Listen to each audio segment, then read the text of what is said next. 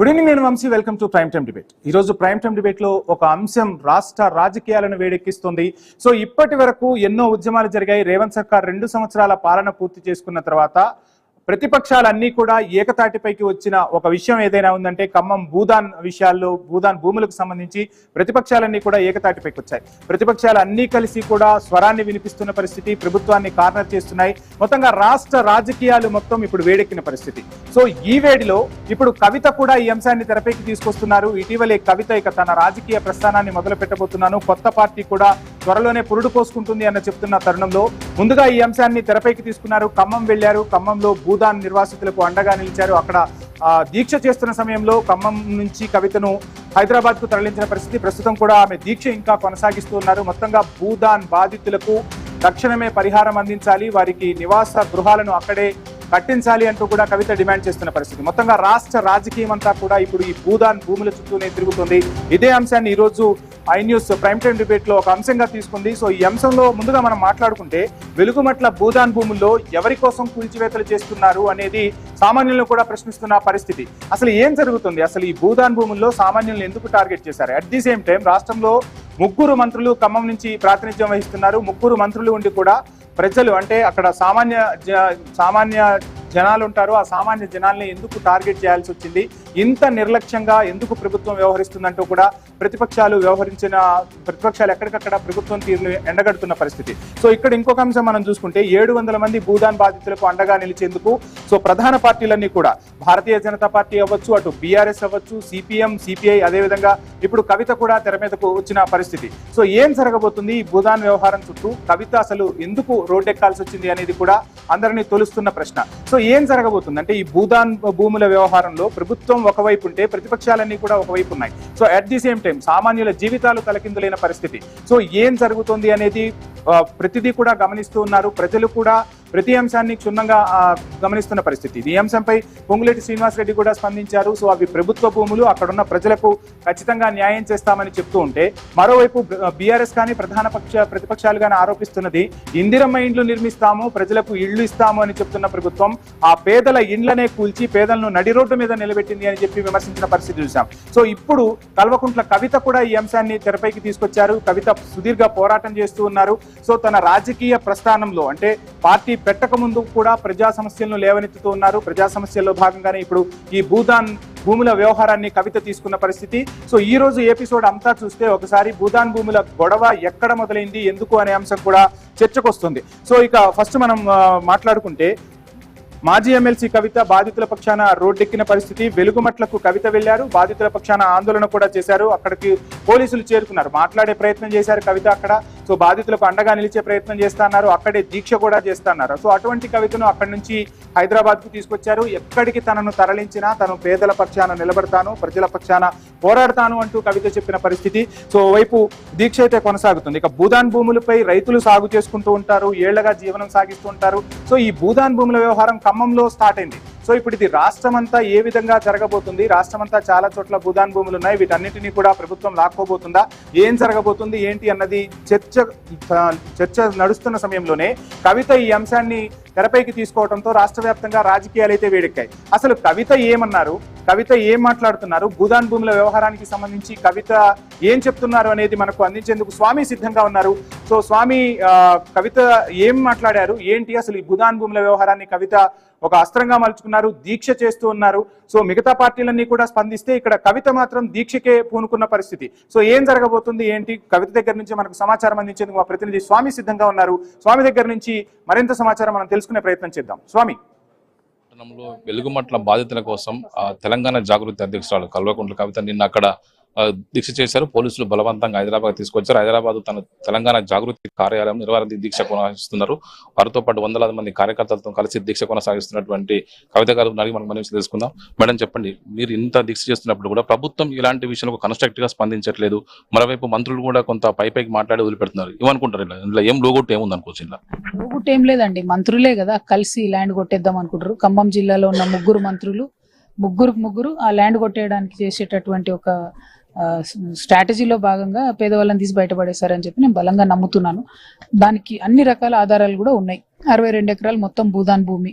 ఆ భూదాన్ భూమిలో చాలా మంది పెద్ద రైతులు ఉన్నారు. పెద్ద వాళ్ళు 5 ఎకరాలు 2 ఎకరాలు 1 ఎకరం ఉన్న వాళ్ళు ఉన్నారు. వాళ్ళని ఏం టచ్ చేయలేదు. 100 గజాలు ఉన్న వాళ్ళని మాత్రం 750 మందిని రాత్రికి రాత్రి తీసవతలు పడేశారు. అంటే పేదవాళ్ళకు ఒక న్యాయం, పెద్దవాళ్ళకు ఒక న్యాయం అనేది కాంగ్రెస్ పార్టీ విధానం అని ఏదైతే మేము చెప్తూ వచ్చామో మళ్ళొకసారి ఈ వెలుగుమట్ల సందర్భంలో కూడా రుజువైంది. అంతకుముందు మూసి దగ్గర అంతే, అంతకుముందు లగచర్లలో అంతే, ఖమ్మంలో అడిగినటువంటి ఆడబిడ్డలు పోడు భూమి అడిగితే వాళ్ళనంతే, విద్యార్థులదంతే, ఫీ రియంబర్స్మెంట్ ఇవ్వకపోవడం అంతే. ప్రతి సందర్భంలో పేదల పక్షాన పేదలను వ్యతిరేకిస్తూ పెద్దల పక్షాన నిలబడుతుంది కాంగ్రెస్ ప్రభుత్వం అన్నది రిపీటెడ్ గా ప్రూవ్ అవుతుంది. ఇందులో 100% మంత్రుల పాత్ర ఉంది. అక్కడ జిల్లా మంత్రులు ఎట్టి పరిస్థితులలో వారు రియలైజ్ అవ్వాలి వాళ్ళ మిస్టేక్, పేద ప్రజల జీవితాలు నాశనం చేసిన అన్న విషయాన్ని మానవతా కోణంలో ఆలోచించి ఎక్కడైతే వాళ్ళ ఇల్లు పడగొట్టారో అక్కడే మళ్ళీ తిరిగి వాళ్ళకి భూమి ఇవ్వాలనేది మా డిమాండ్. ప్రధానంగా ఇందులో సగం మందికే మళ్ళీ ఇస్తారని చెప్పేసి ఒక ప్రచారం జరుగుతుంది. అలాంటి పని విషయం న్యాయం కోసం మీరు ఏం చేయాలనుకుంటారు?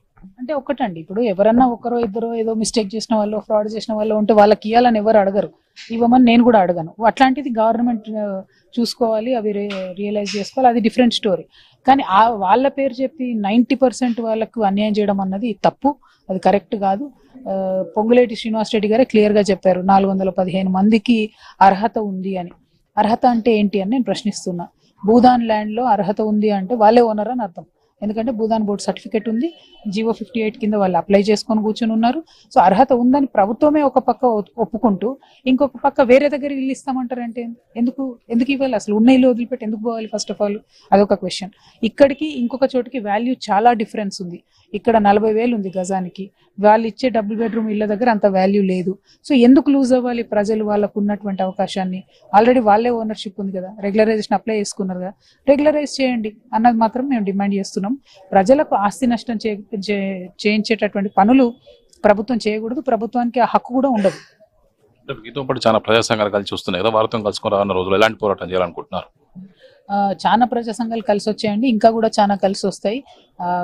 సేమ్ థింకింగ్ ఉండేటటువంటి పార్టీస్తోనైనా ప్రజా సంఘాలతోనైనా అందరితో కూడా కలిసి సంయుక్త ఉద్యమాలను నిర్మాణం చేస్తాం.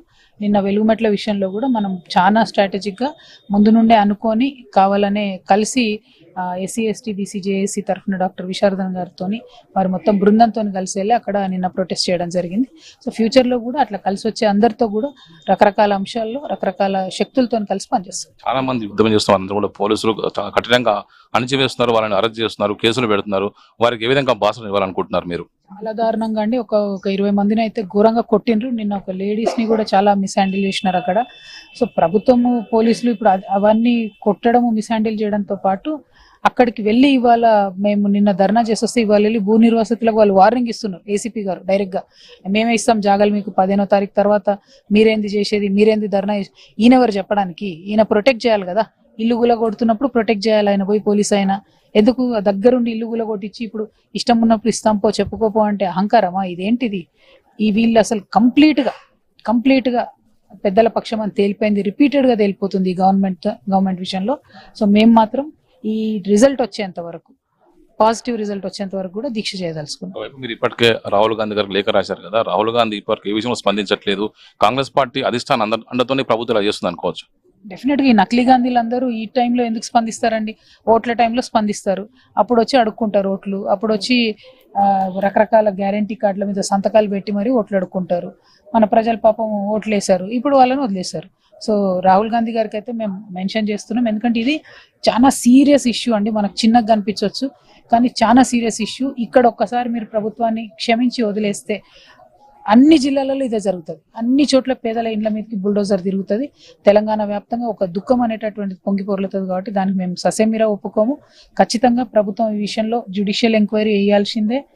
ఎవరు ఏంటి ఏం చేశారన్నది తేలాల్సిందే. అక్కడ ప్రజలకు ఎవరికైతే వాళ్ళ ఆస్తి మీద వాళ్ళ హక్కును కల్పిస్తూ అక్కడే పట్టా ఇవ్వాలి. నిన్నటి నుంచి కూడా మీరు దీక్ష కొనసాగిస్తున్నారు. అల్టిమేట్ గా ప్రభుత్వానికి చివరికి ఏం చెప్పదలుచుకున్నారు? అల్టిమేట్ డిమాండ్ చివరిగా ఒకటే అండి, ఆ ఖమ్మం వెలుగుమట్ల విషయంలో హక్కులు ఉన్నటువంటి ప్రజల్ని కూడా మీరు బేఖాతరు చేసి బయటపడేశారు. రాజ్యాంగ హక్కుల్ని గౌరవించండి. మీరు రాహుల్ గాంధీ పట్టుకొని తిరిగేటటువంటి రాజ్యాంగాన్ని గౌరవించండి.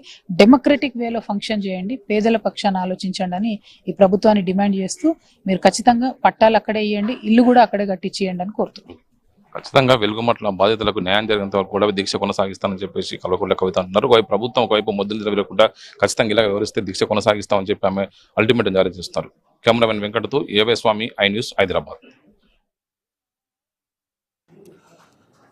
రైట్, మొత్తంగా చూసాం కవిత ఏ విధంగా మాట్లాడారు ఏంటి, తన దీక్ష ఎప్పటి వరకు కొనసాగిస్తారు, గుదాన్ నిర్వాసితులకు న్యాయం చేసే వరకు తాను పోరాడతానంటూ కవిత చెప్తున్న పరిస్థితి.